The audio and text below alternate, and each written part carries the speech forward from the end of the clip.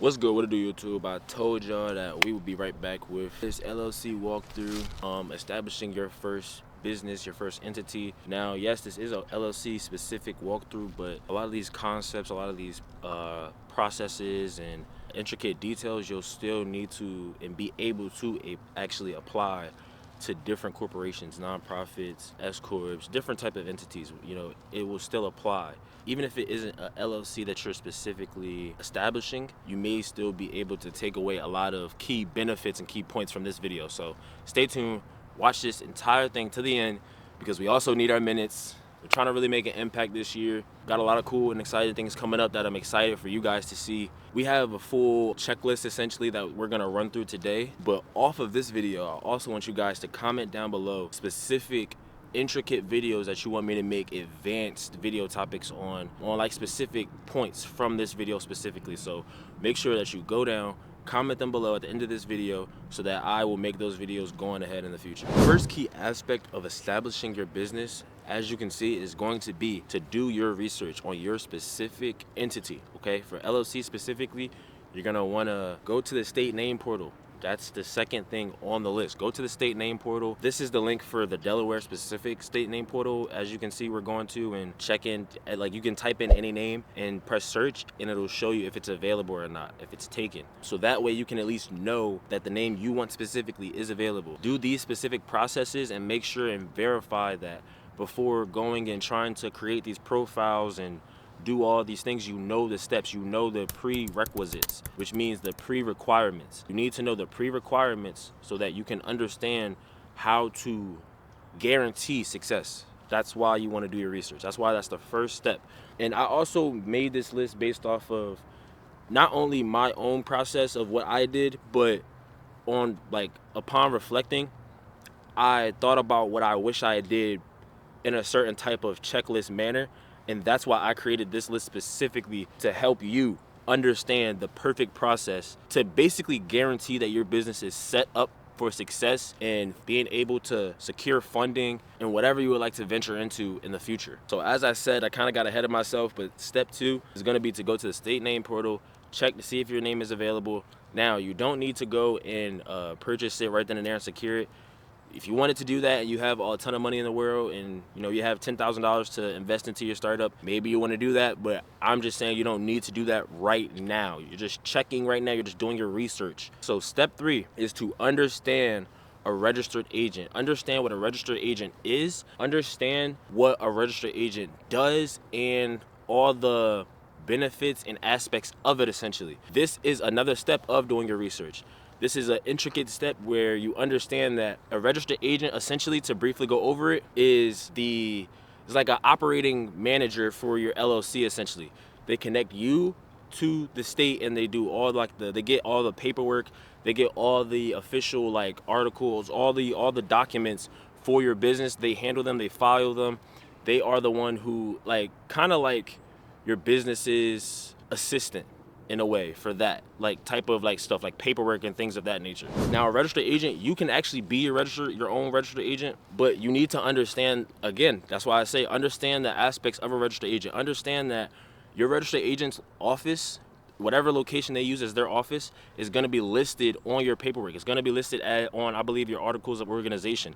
So you need to understand that if you use your address and your home address, you need to understand the aspects of that, of it being online, of it being listed publicly. You need to understand that if you use your address for both your physical address for your business and your registered agent, well, now it's the same address for both. Now they're going to be like, okay, well, you're your own registered agent and it's at your house.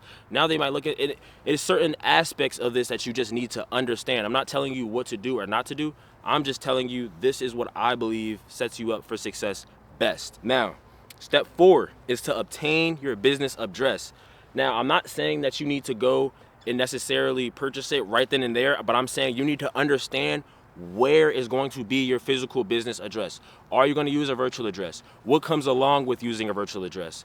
There are certain requirements that banks and institutions want to know for your mailing address. They want to know that it's a certain requirement. I'm not sure of the acronym, but it's a certain acronym that they want your mailbox to be validated for. Certain virtual addresses are not validated for that. So you need to understand that. Does that matter to you? Are you just going for net 30s?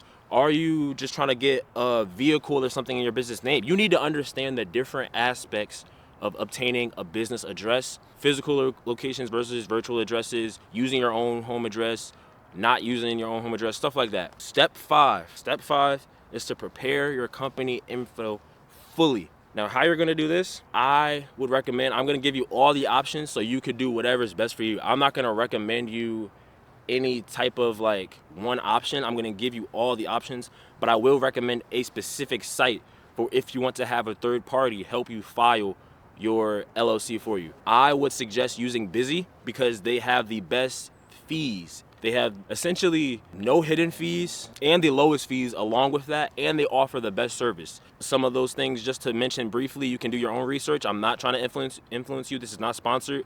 But some of those things being, they offer a free first year registered agent. They offer a free domain name. They offer certain packages where you can get it. You can get a free business phone number and virtual address and stuff like that, and certain packages they offer. But like I said, you can do your own research. I'm not trying to convince you to go one way or another. I'm just saying I would recommend using a site like Busy if you want to use a third party to file your information for your LLC. And you can go on Busy and look through the process before actually filing and purchasing your order for your company to be in good standing. You can look at the prerequisites. Again, you can do your research. These are all elements of doing your research. I'm just kind of breaking it down so you can fully understand what doing your research really is. I don't want to just say do your research and you think, oh, well, doing your research means just going and looking at a bunch of YouTube videos. No, I'm telling you, this is how to do your research. I'm literally telling you step by step. If you don't want to go the option of or the route of using a site like a third party like Busy or Zen Business or I think what is it, Swift filing, stuff like that, then you can do it directly with your state. You can do it directly on your state's website. So that's your two options. You can do it third party or you can do it directly through your state's website, unless you know someone else close to you who you feel comfortable with filing it for you. Now, that's another option, but I wouldn't recommend that option. I would recommend either doing it straight through your state's website or use a third party like Busy. To go on to step 6, you're gonna want to prepare your company designs, okay? Now, this does not mean you need to have final designs ready. This just means you need to understand that you need to start thinking about having final designs ready right now before you actually go file for your business to be in good standing, before you get your articles of organization, your statement of organizer, stuff like that, to have your business and go get your EIN. Before you go and do all these steps, you need to think about logos. You need to think about what will your business cards look like. You need to think about these things now so that after you go and file, you're not wasting and burning through money. Because having a business open, guess what that also brings? Business expenses, which increases a DTI if you don't have business credit to leverage. So you need to think about these things.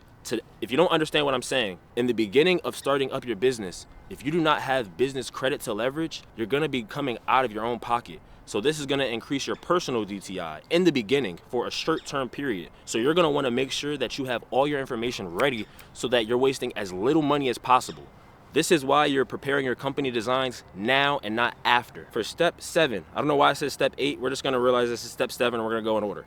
I would say this is where you go and you actually file. You should be ready at this point to file, know what package you want. If you're going third party, do it straight through your state. If you're doing straight through your state, know what name you're using, have all your information ready. Now you can go and file. The process, and now I want you guys to understand, this is not like one day do this, one day do that, one day do this. No.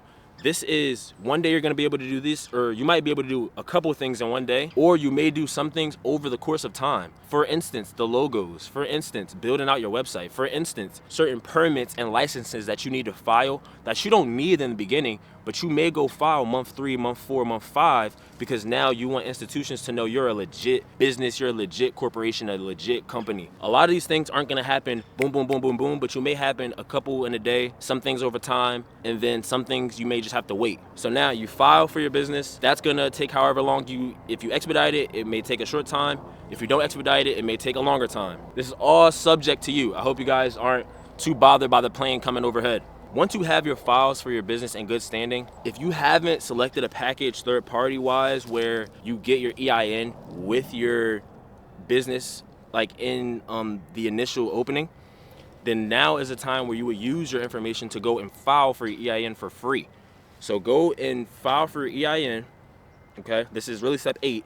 file for your EIN, and when you file for your EIN, make sure you put the exact information, okay? Now, this is some information I want to give you to just give you a little tidbit of how important it is to put accurate information, and how even if you put accurate information, you want to think about certain things and certain aspects before you file, so you can understand once you file, you can't go back and change it, or if you want to go back and change it, it's going to cost you tons of money, hundreds to thousands. The name of our initial LLC opening, it has an acronym that you guys are familiar with in it, PGF. With that acronym, it has dots in it. For the IRS, they are not able to put dots in your EIN name. So for my EIN specifically, we were not able to put dots in it, okay? So the name reads differently on the EIN because of a systematic feature with the IRS. So this is something I didn't realize beforehand.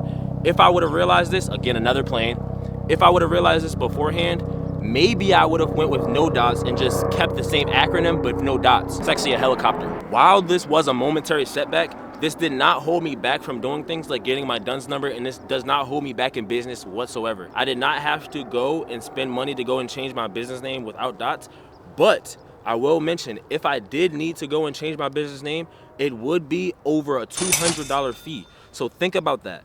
It's more and more money the more and more you want to do with your business. So in the beginning, if you don't have credit to leverage with your business, you're going to be coming out of pocket and burning through tons of capital. Once you file for your EIN, make sure that you download your confirmation letter. You need that. That is very important. Your confirmation letter is something that you can specifically upload when you do something like apply for your DUNS number, and this will show credibility and validity to your business. Next step, I'm not even gonna worry about the numbers anymore. Next step, you're gonna wanna obtain your business email and phone service. Now, I say that you can wait to do this step afterwards. If you did get it with your package, then that is perfectly fine. If you already have it, that is perfectly fine. If not, then you can go and do it now, okay? Now is the perfect time. You're gonna wanna do this before you do something like try to apply for your DUNS, because you're gonna need it then, and you're gonna wanna make sure that you have all your systems properly working. Not only that you have just set it up and just paid for it and now you're trying to apply, but that everything works properly. You can receive calls, maybe that you even register for SMS texting. Yeah, because with every business phone service, you still have to register for text messaging separately, even if you pay for it. It doesn't matter. So understand this, and now is the time to go and get your business email and your business phone service.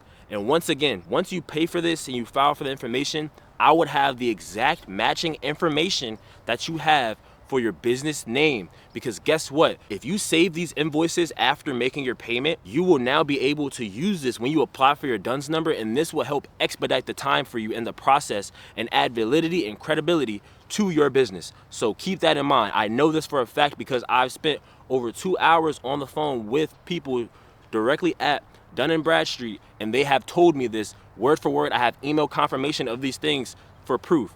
I can promise you, if you do this exact process, this will expedite the process for you, whether you pay for it or whether you do it for free. So that's why I'm trying to give you these key steps. The next step, after you save those invoices after payment for your business phone and email service, you're gonna wanna start building out your website. Now is where you go and you take your domain and you can go and plug it in a website like Shopify. You can go and plug it in a website like Wix. You can go and plug it in whatever website you want. I've used both Shopify and Wix. I can tell you both have their own benefits, both have their own features. Wix is a bit more pricey, but it has AI features and kind of instant uploads and a lot of integrations that Shopify doesn't have. Shopify is cheaper, but guess what? It doesn't have as many advanced features. So it's all up to you. Go and do your research. I know I'm saying the same things over and over, but anyway, the next step is gonna be that all your info matches across all platforms. I mean your socials. I mean, if you have a TikTok, have your business address on your TikTok. Yes, I'm so serious. I spoke to the people at Dun & Bradstreet. They told me this. This stuff matters. They're checking all this stuff. Underwriters are checking this stuff when you apply for credit, when you apply for your for different applications, for different net 30s. They are checking this stuff. So make sure you have all your info verifying. Don't have your physical home address on one platform and then your business address on one. Have it matching up, please. This is gonna help you, I promise. After you verify all your information matches, now is the time that you can finally go and apply for your DUNS number. I know this is seeming like a long, intricate process, but you'll understand business is very double-sorted, time-consuming, meaning some things that are time-consuming, they just take time initially like a test. It takes an hour to take it, but you get your results in a day, or you get your results instantly. And then some things are more so time consuming where you have to wait a long time, but then you get it in 30 minutes. Business is double-sworded time consuming. It takes a long time to do stuff with processes, and you have to be patient. So remember this. Once again, another helicopter. You're gonna apply for your DUNS number using your EIN confirmation letter. You're gonna use your business phone service invoice and your business email invoice. You might have to still do I think it's called like a True Pick or True Vision. I forget what it's called specifically, but it's a quick 5-step inspection. And it's really quick, fast. They just want you to take a picture of your physical business address location and then just like input the same information once again. Very quick process as long as you fill out all the information. Now you can expedite your DUNS number or you can just do it for free. Choice is yours. I'm just letting you know all the options. After you have received your DUNS number, I would suggest you go and start by opening a Lily Business Banking and Credit Builder. I would personally suggest it as a first step, personally, because this is connected straight with Dun & Bradstreet. This is a new program that they have recently come out with, and it's connected straight to their bureaus. So all really the Paydex score, you can do your research on it, but Lily is one of the best beginner net 30s that you can really get, especially with the business builder program that they have going on right now. It's like $18 a month. So I would look into Lily. I think their smart plan is like $21 a month, $22 a month, and they have free plans as well. It's similar to NAV and NAV Prime. It's another net 30 like that. Once you do that, you're gonna have a business banking account. Now you already have your business banking account. At this point, you're eligible to get business credit. You can open a business credit card, secured and backed by Lily if you like. And now, guess what? You can begin building your business credit with net 30s. Your target in the beginning, initially, I would recommend that you target around 4 accounts. I do have a list of some that are very credible, but it's gonna be situational what you're gonna apply for net 30s.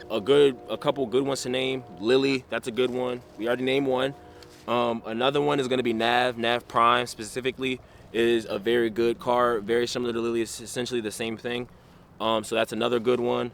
I would say Shirtsy's a good one because you're gonna wanna do things like have a polo shirt anyway. You're gonna wanna do things like have physical business cards. Even if you have something like this right here, a dot band, you're still gonna wanna have physical business cards. So you're gonna wanna use something like Shirtsy, something like Eat Credible, something like A to B. These are all great options, and there's many more. After doing these initially, these are a bit easier to get initially. So I would say after these, maybe go for something like a Granger, go for something like a Uline, those type of net 30s that people normally would recommend because it should be a bit easier to get them. The Quills, do those later, maybe like month 3 after building your business credit, and then that should set you up in a good standpoint. After beginning to build your business credit and getting your target accounts and building some more, if you haven't done this already, I would definitely recommend getting your SMS texting registration done. So that way you're able to text back companies, make text yourself, and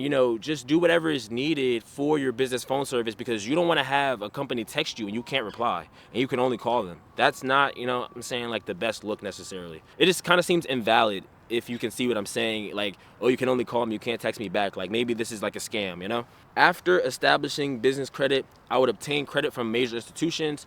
There are a lot of recommendations of cards you can go for, from BOA, Bank of America, to going to the Chase Inc. business card. It's a lot of different recommendations. You can do your own research on that as well.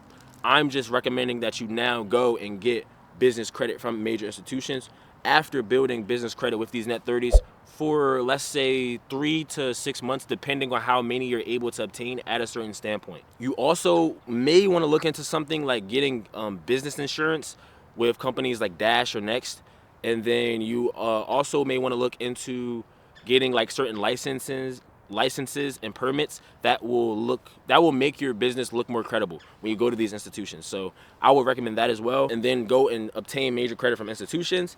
And then once you do that, guess what? Now you can have fun in the sun, use your leverage. At that point, you're just, credit stacking, using credit stacking methods every 3 billing cycles, or 6 months if you want to do the safe play twice a year. And you can just use the increase method. You can get ghost cards like the Navy Federal business card if you would like to, if you're able to bank with them and gain access, stuff like that. It's a lot of options. It's a lot of loopholes. I might have just dropped some gems you didn't even know about. So do your research. I'll see you up top soon. Make sure that you PGF which means put God first, and that's who you'll be. I'll see you at the top soon. I love you. Stay up. God love you. See you soon.